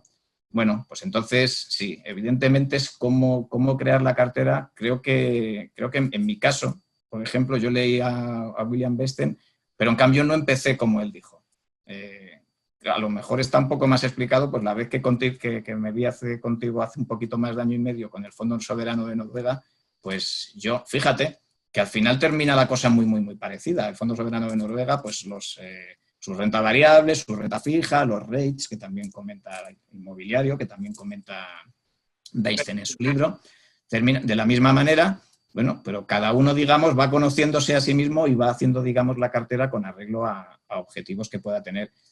También pasa una cosa, claro, el hecho de decir ahora que Europa tiene un estado de bienestar y que llegada, digamos, la jubilación, pues a lo mejor aquí se puede tener un mínimo. Con lo que estamos viviendo ahora, pues mucha gente se plantea, yo con la edad que tengo igual no cobro la jubilación. No cobro la jubilación. Eso no creo que no vaya, eso no va a ocurrir. Quiero decir, siempre va un poco de un PIB que le toque a otro. Otra cosa es que en vez de 1.500, pues igual te tocan 800 y tendrás que complementarla con el ahorro que hayas ido haciendo y así tener algo, digamos, pues normal de vida y de capacidad económica. Y en este sentido, pues lo que acabas de comentar, pues podríamos emplazarnos a lo que pueda ser, digamos, el proceso. Yo tengo el mío, cada cual tiene el suyo. Reconozco que no puede haber una metodología exacta. William Weinstein da ejemplos generalistas, claro, como tú has comentado. Cuando alguien acaba de empezar y es muy, muy joven, pues evidente, y además empiezas a lo mejor en una época como esta bajista, pues claro, todo es renta variable porque tienes todo el mundo por delante. Cuando tienes un momento en el que tienes que recoger lo que has sembrado, pues ojalá que no te venga una caída fuerte que te haga, pues como dice él, en ese momento tu cartera debiera estar ya compuesta con bastantes a lo mejor bonos, algo que digamos sea más fijo, que en momentos de caída puedas tirar de ellos y tengas la capacidad para tirar de ellos, porque cuando vienen las caídas, a uno lo que le viene en gana es vender las acciones, no es vender lo que no cae. O sea, estas son las cosas que luego nos pasan con los sesgos. O sea, que es difícil comprar, pero luego también no es fácil vender y desprenderse, digamos, la desescalada, vamos, para decir la palabra ahora, ¿no? Pero la desinversión, sí. Sí, no es nada sencilla después a la hora de llegar a eso. Bueno, pues yo creo que algo que a mí me gusta de Weinstein es lo que dice: ahorra mucho y gasta poco. O sea, esa es la mejor dinámica. Bueno, y tampoco nos vamos a poner estupendos. O sea, ahorra lo que puedas y gasta lo que debas. Creo que hay que ponerse en ese contexto. Yo creo que también hace alusión en su momento al libro este del millonario de la puerta de al lado, ¿no? Sí. El hecho de que es un libro que pues es curioso, ¿no? El hecho de que los ricos no van en Mercedes. Los ricos van en su Ford, han ahorrado, digamos, mucho dinero, tienen su casa pagada. Y como acabas de decir, efectivamente, pues son cosas que hay que tener en cuenta, porque, por ejemplo, en España el porcentaje de gente que tiene, digamos, vivienda en propiedad no pagada, o casi pagada, bueno, y pagadas muchas, sobre todo las generaciones anteriores a las nuestras ya las tienen, es enorme. Y hay una cosa en España, por ejemplo, que no se hace, y es que no se utiliza la vivienda como inversión como tal. O sea, el hecho de que alguien puede decir, es que a mí no tengo, digamos, líquido suficiente, pero a lo mejor estás viviendo en una casa, en un activo, en una ciudad que con una hipoteca inversa, vamos, tienes como para vivir en un hotel, vamos. Es decir, que puedes vivir tranquilamente en tu casa, sin ningún problema, hasta la hora que sea, con unos capitales, o sea, más que razonables. Y eso es algo, por ejemplo, que yo creo que en España nunca se ha considerado. Creo que todo el mundo ha utilizado la hipoteca, creo que todo el mundo la hemos considerado como tal, y cuando llega el momento no la consideramos como un activo. La consideramos como algo para el que viene, como obligado, como para el que viene detrás, que no veo por qué. O sea, tal cual, es un activo que te lo has comprado tú, pues si tienes que actuar sobre él y sobre ese activo lo desinviertes, pues no pasa nada. O sea, quiero decir, es que para eso está. Yo creo que, de hecho, esa es una de las grandes apuestas por las que en España creo que se pueden pasar razonablemente bien los periodos, porque creo que son activos que están digamos, en generaciones anteriores en total propiedad, ya casi sin uso, digamos, no tienen hipotecas vigentes y que es un activo como tal que puesto a deshacer con el largo de los años, tienes un capital a presente que te puede hacer vivir de manera razonable, vamos. Muy bien.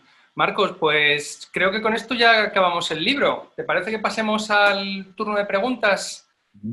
Porque han quedado un montón de ellas, he estado guardándolas, tengo 30 ahora mismo y seguramente van a empezar a entrar más. Vamos a ir rápidamente. Mira, una de las últimas de Juan Barranco, porque esta me parece muy útil para la comunidad, seguro. Parece un misterio dónde comprar fondos de Vanguard, de Amundi en España. ¿Puedes desvelar el misterio y decirnos dónde se pueden adquirir? No es un misterio, no es un misterio, y lejos de dar publicidad, En BNP, cierto es que ha sido comprada por Renta 4, pero en eso sin ningún problema. En Adbank, en MyInvestor, MyInvestor sin ningún problema.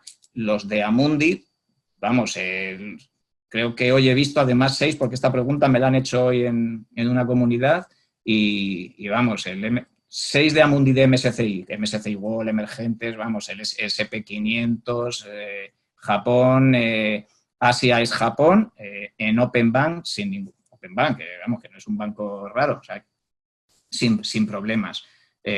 Bank Inter tiene un canal de postcoin de indexación que no está nada mal. Hay compañías como Indexa que, o sea, pero vamos, que si busca, digamos, una plataforma, digamos, fácil, pues pueda ser, digamos, pues en Open Bank todos los Amundi, Investor y BNP, bueno, BNP ahora porque está por Renta 4, los Vanguard además sin mínimos, sí. Sí, pero vamos, que efectivamente quizá hace años si fuese un secreto, fuese más difícil. Bueno, un secreto es que era casi imposible. O sea, claro. Hace años, yo muchas veces lo he comentado, fuera de indexarte al SP500 y al Eurostock, en un fondo de inversión que no fuese el de ING directa al 1%, era prácticamente imposible. Sí, ahora ya ha cambiado mucho a mejor. Sí. Ana Martín, un poquito ligando con esta pregunta, te dice que para una persona que su entorno profesional no tiene que ver con las finanzas, ¿recomendarías un robo-advisor? No hemos hablado de esto, pero son los gestores automatizados, ¿de acuerdo?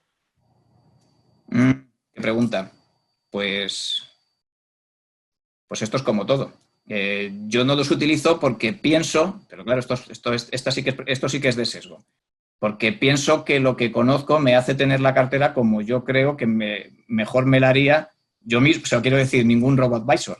Pero la pregunta la ha contestado muy bien. Y acabo de decir además algo de Popcoin o Indexa. Pues evidentemente si ella no va a perder tiempo, no va a leer o piensa que no va a tener, digamos, una capacidad o simplemente no quiere perder el tiempo y piensa que ese valor se lo puede ofrecer, digamos, una compañía de ese tipo para indexarse en fondos de bajo coste, a costa de un coste que también es muy, muy razonable, pues me parecerá bien también, claro.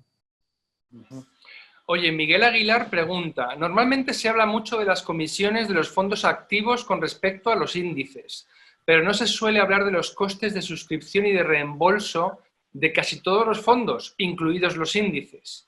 ¿No es un coste casi mayor que de gestión y sobre todo para el rebalanceo de carteras? Bueno, ese coste, si habla de la comisión esa máxima que se suele poner del 4%, que se suele poner por ley, ese coste yo puedo decirle que en 15 años jamás me lo han cobrado nunca. Sí, a lo mejor se refiere a eso, sí. Porque si se refiere a eso, y además eso es algo que como alguien lo vea y alguien no se lo digan, va a decir, jolín, cada vez que compro tengo esta compra y cada vez que vendo me van a meter este paquete. Nunca. ¿De acuerdo? Otra cosa es que por ley o por lo que sea haya que poner o por situaciones, digamos, que puedan ser posibles y factibles. Ahora yo digo esto y a lo mejor mañana pues ocurre. Pero vamos, quiero decir, mira que yo he tenido carteras yo con fondos de inversión habidos y por haber y jamás se ha cobrado. O sea que eso no aplica. Y en la parte de rebalanceo lo hemos comentado, claro. Si vendes tienes que realizar ganancias. Si estabas en pérdidas no tienes ningún problema, pero en España si algo podemos hacer es traspasos sin problema ninguno de pasar, digamos, por fiscalidad. Entonces se puede rebalancear con arreglo a los fondos de inversión sin problema ninguno. Una pregunta de Gonzalo B. Bueno, hace un par de preguntas. La segunda no sé si le vamos a... te lanzo las dos. Mira, dice la primera... Si tienes ahorros, ¿recomiendas entrar de golpe o hacer DCA? DCA es el Dollar Cost Averaging, ¿vale? Es ir comprando regularmente al precio en que Poquito a poco. Poquito a poco, sí, a poquitos. Y la segunda pregunta es, ya más personal, ¿cuánto porcentaje tenéis invertido de vuestro capital total? Bueno, vamos con la primera. Bueno, la primera, que... ¿De golpe o a poquitos? Bueno, pues esto ya sabéis como todo. Estadísticamente es todo mejor hoy, o sea, siempre. 2 días buenos para invertir. Cuando naciste y hoy. Esta frase de tan típica, ¿no? Esto puede ser así. Ahora, ¿con qué vas a tener menos volatilidad? Con DCA, seguro. ¿Con qué te vas a conocer a ti mismo mejor? Pues invirtiendo poco a poco, seguro. ¿Que eso haga que el riesgo lo distribuyes en el tiempo? Pues a lo mejor. No voy a decir que no, es que para esto no hay una respuesta a lo mejor correcta o no correcta, Y lo que sí es cierto, hay una cosa, no es lo mismo invertirlo todo cuando todos estábamos en máximos que con la situación actual. A lo mejor en la situación actual, o si el mercado, digamos, se cae, pues yo no digo que sea invertirlo todo, pero a lo mejor más de lo que yo podría pensar de iniciarme si estuviese a lo mejor el mercado en máximos, por ejemplo. O sea, a lo mejor podría llegar a hacer esa tipología. Y esto, pero si a mí piden la recomendación, yo siempre prefiero ir poco a poco. Pero esto es por sesgo propio. Quiero decir, yo en mi día creo que yo estoy aquí hoy porque empecé a invertir de esa manera. Creo que si hubiera invertido de la otra manera, podía haber caído presa del sesgo de decir, esto no es para mí, he perdido un 40% en 2008, no sé qué, me piro y esto no tiene... Igual no. Oye, igual hubiera aguantado, no lo sé. Es una pregunta que siempre te queda ahí, ¿no? Pero Oye, bueno, Pedro Moreno pregunta, ¿Finicens o Indexa? ¿Cuál recomendáis? Marcos, no te la voy a lanzar, pero voy a decirle a Pedro que precisamente en el canal de Value School, Pedro, tienes 2 vídeos, uno con cada equipo gestor. Es decir, tenemos a Unai Ansejo hablando de Indexa durante 1 hora y media y luego tenemos a Felipe Moreno, a Giorgio Semensato y a Martín Huete cuando estaba con Finicens explicando el producto. Entonces, no te puedo decir cosa mejor que te mires los 2 vídeos y, chico, pues elijas, porque son servicios muy parecidos y es un poquito pues el feeling que te dé cada equipo de responsables, un poquito su comunicación. Los dos son, diría yo, de los principales gestores automatizados que tenemos ahora al alcance en España. ¿Algo que añadir por esa parte, Marcos? no, lo acabas de decir. No sé si quedó antes por la parte del porcentaje. En mi Vale, caso, perdona. yo empecé con un 20 renta variable, 80 por así decir, renta fija depósitos y ahora estoy en el otro lado. Estoy en un 80 renta variable, 20, digamos, renta fija o liquidez. ¿Vale? Bueno, Esto pues es, por digamos, curiosidad, yo no tengo familia y tengo el 100% en renta variable. Eso, un esto, poco. si alguna vez bueno, si como dices, hablamos alguna vez de proceso, pues hablaremos de esto porque luego está algo que yo en ningún libro a lo mejor he leído, pues a lo mejor porque no lo he leído, no porque no exista, que es la capacidad para mí muy importante, la capacidad de rehacer cartera. No es lo mismo, y eso sí que Weinstein sí que lo comenta. Al principio dice, cuando no tenemos dinero y diversificamos, pues no nos importa que algo caiga mucho, porque claro, porque si inviertes 100 y cae el 50%, pues de 100 euros a 50, pues bueno, pues un día que no salgas te lo has ahorrado. El problema llega cuando llevas mucho tiempo ahorrando y entonces tienes 10.000 y se te convierten en 5.000. Y entonces ya no es tan fácil recuperar ni rehacer ese tipo de cartera. Yo creo que eso es algo muy importante, algo que eso ha determinado, digamos, mi manera de invertir a largo plazo, porque para mí, que no soy rico, oye, pues soy una persona de clase media, creo que solo tengo un tiro. Entonces prefiero que ese tiro llegue, aunque llegue más tarde, que no el hecho de correr por ciertas situaciones en las que si ocurre algo, es posible que yo no pueda volver a rehacer las cosas.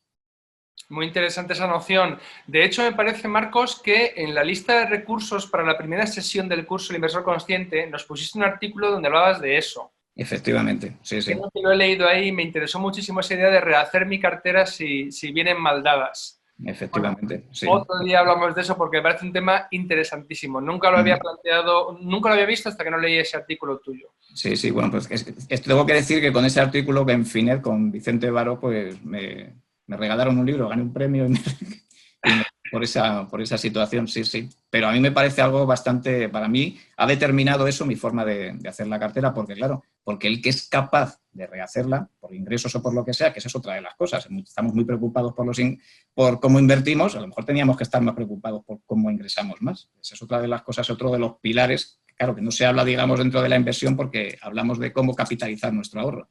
Pero claro, cuando tenemos lo que tenemos, pues tenemos que pensar qué es lo que podemos hacer.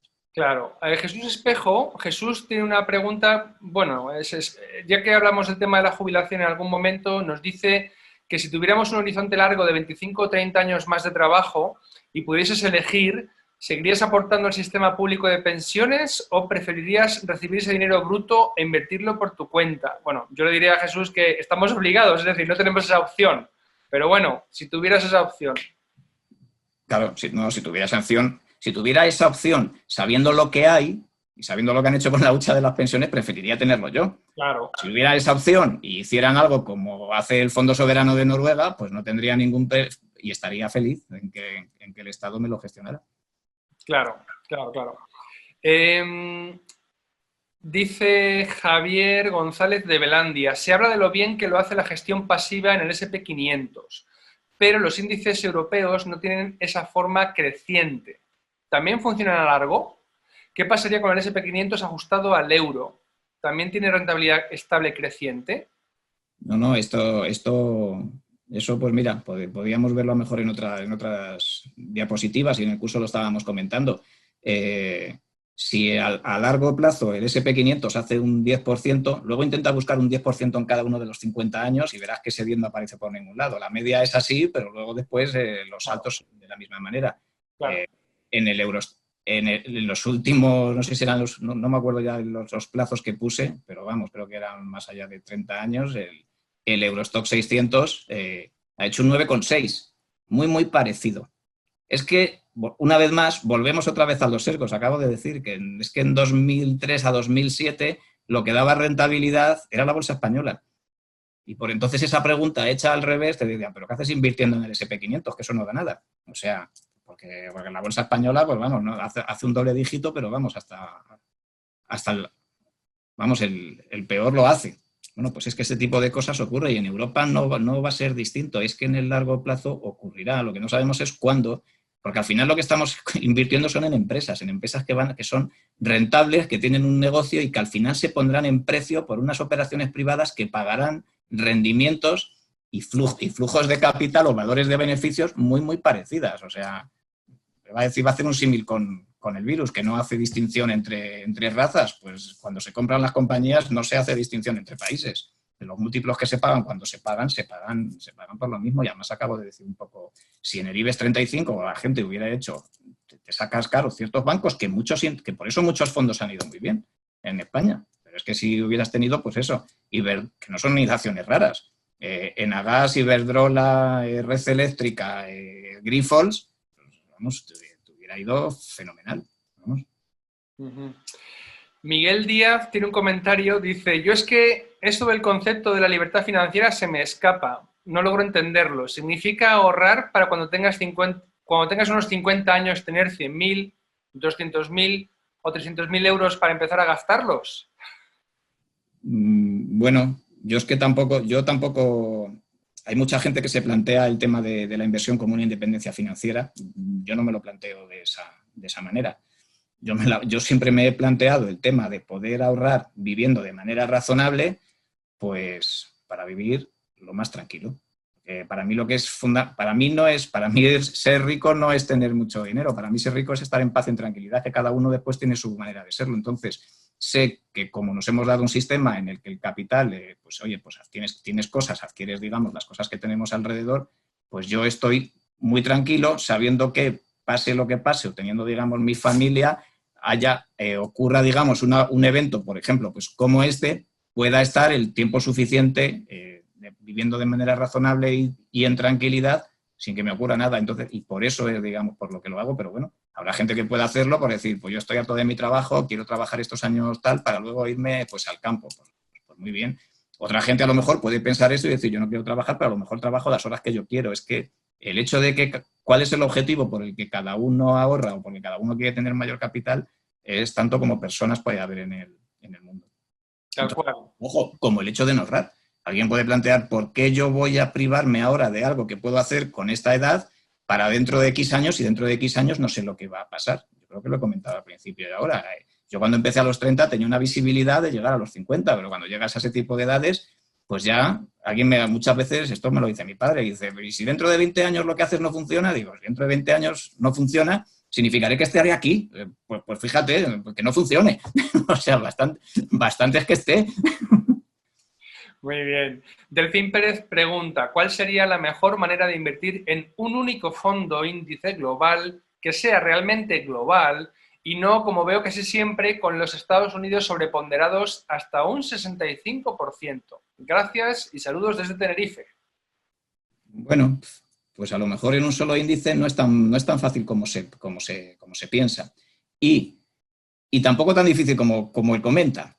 Es decir, el hecho de que estemos invertidos, por ejemplo, en el SP500 no significa que estemos invertidos en Estados Unidos, significa que estamos invertidos en las 500 compañías más grandes de Estados Unidos que están diversificadas por todo el mundo. y están expuestas a la economía de todo el mundo. Luego, estás muy, muy diversificado, no solo a Estados Unidos.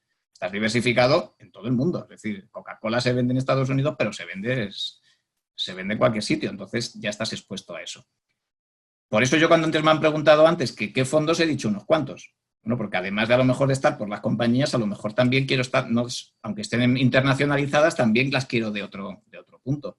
Y el MSCI World, pues tiene la palabra World que parece que es mundo. Y de hecho el 60%, casi el 60% yo creo que es Estados Unidos y casi pues, un 10% casi Japón, Alemania, Francia, España, un poco Hong Kong, pero le falta, digamos, la parte de mercados emergentes, por eso también he dicho la parte de mercados emergentes. Y por eso también he dicho también la parte de pequeñas compañías, porque bueno, pues porque creo que son las compañías a largo plazo, creo que pequeñas compañías en una cartera a largo plazo deben de estar, ¿vale? Pero si tuvieses que estar en un índice y solamente pudiera elegir, tuviera el SP500, porque por lo que sea, no puedo acceder a otro, estaría razonablemente tranquilo porque creo que estoy suficientemente diversificado que menos, ¿no? Muy bien. Marcos, Teresa Hernando quiere saber cuál es el momento y la forma más óptima, estando próximo el fin de tu horizonte temporal, de rescatar el dinero. Esto va a depender mucho de cada persona, entiendo yo. Y bueno, porque claro, y además no sé si ese rescate se refiere a planes de pensiones o se refiere a fondos de inversión, claro, en planes de... Si son planes de pensiones, pues en lo que menos fiscalmente le aplique a uno y que pueda necesitar. Porque a lo mejor hasta mucha gente diga ahora, a lo mejor con planes de pensiones que no los va a necesitar porque tiene ya una pensión y las pensiones en España, pues para muchos son bastante holgadas, pues prefieren que incluso lo recuperen terceros, que lo van a recuperar con menos fiscalidad que la suya. Entonces, no sé hasta qué punto pues viene la pregunta por ese lado, porque cada uno tiene que hacer lo que hemos dicho, la desinversión, la desescalada de su inversión con arreglo a sus necesidades. Si yo tuviese una cartera ahora, pues claro, de bolsa o de renta fija, pues obviamente ahora pues tiraría de la renta fija, porque la renta variable si ha caído, pues esperaría a largo plazo que se recuperara, pero todo depende del horizonte temporal que tengas por delante y lo que tengas, claro. Claro, quiero recomendar a todos los amigos un webinario que hicimos con Eva Alonso de Value Tree, que está publicado ya en el canal hace 2 o 3 semanas, donde ella habla precisamente de la fiscalidad de inversiones como planes de pensiones y fondos de inversión. Ahí dan algunas pautas para considerar cuándo desinvertir, cuándo liquidar estas inversiones. Vamos a ver, con respecto a las small caps, pregunta Jorge Soguero. ¿Creéis que puede ser un buen momento invertir ahora si aplicamos una teoría darwinista, en el sentido de que sobrevivirán principalmente aquellas pequeñas empresas más rentables o con mayor valor de negocio? Es que eso va a existir siempre, o sea, desde luego. O sea, tengamos un peor momento, tengamos un mejor momento, desde luego va a ocurrir. Entonces, lo que será muy, muy difícil es apuntar, es analizar cualitativamente muy pocas empresas que lo vayan a hacer bien. O sea, quiero decir, tienes que tener un gran conocimiento, tanto de estados financieros, sino además de empresa con la que está cayendo. Pero evidentemente, indexarte en un compendio de muchísimas compañías de small caps, pues evidente va a ser así, porque la que no lo aguante, pues sus ventas irán a la que lo aguante. O sea, eso va a ser así y evidentemente siempre, para mí, siempre creo que ha sido un momento, es momento de tener eso siempre en cartera, lo tengo claro, pero vamos, en un momento como el actual, también. Oye, Jordi Baixas pregunta si Los 4 pilares de la inversión es un buen libro para empezar a leer sobre inversión o igual es un poco complejo para empezar. Yo entiendo que aquí, entre líneas, esta pregunta, pues eso, un buen libro para empezar. Si no es este, ¿cuál puede ser? No, yo creo que es un libro que se puede leer de comienzo sin ningún problema. Yo por eso, a mí es un libro que me gustó. Yo no soy un gran defensor así de libros por lo general, es decir, este es buenísimo, este no es buenísimo, este es un libro pues que me gustó tanto como otros, del que saqué mis conclusiones y conclusiones fuertes o en el que sales reforzado de ciertas cosas para hacer tu cartera, pero creo que es totalmente entendible en un 85% por cualquier persona. Muy bien, sí, yo también estoy de acuerdo. Rosa te pregunta, Marcos, me gustaría saber cómo tributan las plusvalías de la venta de acciones de empresas americanas y si tengo retenciones sobre los dividendos que distribuyen. Una pregunta un poquitín más técnica. Bueno, tampoco es que sea muy experto, pero efectivamente en Estados Unidos hay retención, creo que es del 15 y tienes que mandar pues tu carta web para que eso, hombre, si tu broker ya lo hace por ti, pues para que no haya, digamos, lo que es la doble imputación de los gastos como tal, pero evidentemente pues sí la hay. Uh-huh. Como tal, Vale. expuesto todo el mundo, ¿eh? O sea, particulares, fondos y todo el mundo están expuestos a la tributación fiscal. Vamos, y la de Estados Unidos pues es más o menos razonable, igual que la de Suiza es escandalosa, ¿no? Vale. Y últimas dos preguntas quizás, que ya nos acercamos, ya son pasadas las 8:30. Francisco López te pregunta, ¿qué piensas del MSCI World Momentum Factor para olvidarnos de los posibles rebalanceos sectoriales? Bueno, pues que no me parece mal precisamente por lo que ha comentado. O sea, su pregunta para mí lleva la respuesta. Efectivamente es un MSCI World en el que tú vas rebalanceando las cosas y en este caso que estamos hablando de William Weinstein, que habla de cómo para él lo que hay que hacer es intentar, pues, cada X tiempo, habla mejor que de 2, 3 años, claro, porque si lo haces cada poco te puede costar, en su caso, por temas fiscales. Una de las cosas que dice Weinstein ahí, porque además si lo haces en el corto plazo parece que lo que sube más. Ahí fue también cuando alguien aprendemos que el momento de mercado existe. Es algo que también hay que tener en cuenta. Pero bueno, sí, eso que comenta, pues me parece es una opción razonable. Yo no la llevaría como única estrategia, pero una más de una cartera hecha, desde luego. Sin Muy problema. bien. Y ahora Gonzalo pregunta, dice, en caso de tener un porcentaje alto de tu patrimonio invertido, como has dicho tú que tienes el tuyo o yo el mío, ¿cómo haces para comprarte un coche o una casa? Tendrías que desinvertirte, ¿no? Que entiendo que no interesa. Es decir, una pregunta del día a día. Bueno, pues por algo que creo que hemos comentado y que comenta William Weinstein, y es que antes de invertir, o sea, no inviertas lo que no puedas, lo que necesites a 5 años, pero además ten un fondo de seguridad por lo que te pueda pasar a corto plazo, que puedan ser pues de 3, 6 o 12 meses incluso de sueldo para lo que tengas. Pues eso que acaba de comentar él, yo cuando me compro el coche ya empiezo a hacer una cartera de ahorro para el siguiente, porque como es algo que creo, no, que lo voy a necesitar para mi trabajo, no siendo estemos trabajando toda la vida a partir de ahora y entonces no, es algo que está fuera de lo que es mi cartera por completo. O sea, porque es un gasto adicional en el que tienes que incurrir y que no pasa por ahí. Otra cosa es que, evidentemente, pues a mí me gustan los coches, pero soy de los que, oye, pues con uno razonable, o sea que, pues para allá que voy. Vamos. Y de una cosa que no hemos hablado, y ya será la última pregunta, Marcos, David Castro dice, una forma de recibir fondos periódicos, es decir, una renta periódica, será tener un fondo de distribución. ¿Puede ser? ¿Podéis recomendar algún fondo de distribución indexado? No hemos hablado de ellos, pero los amigos que escuchan quizá no sepan que son fondos que en vez de reinvertir dentro del fondo, por ejemplo, los dividendos de las acciones, las reparten a sus partícipes.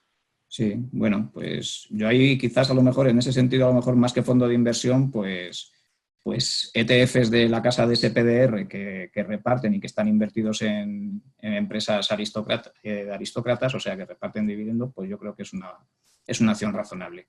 Por ejemplo, de mi punto de vista, fuera de eso, pocos más conozco, la verdad. ¿Por qué? Porque como estoy en un periodo todavía de acumulación, pues evidentemente pues tiro por fondos que lo que hagan es reinvertir dentro porque no quiero recibir un capital que ya tengo ahorrado para volver a reinvertirlo y pasar por caja y por fiscalidad.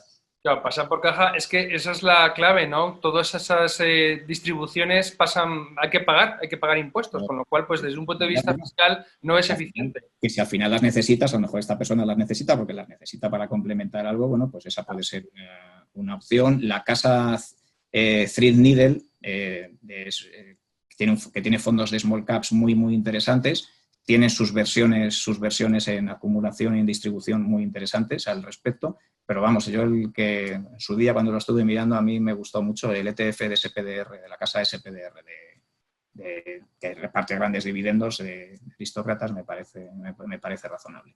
Pues fenomenal. Marcos, lo vamos a dejar aquí. Me gusta que acabemos con esta diapositiva de Piensa por ti. Qué mejor mensaje para concluir todo este webinario que esto, que sé que tú lo llevas a rajatabla y ha quedado clarísimo.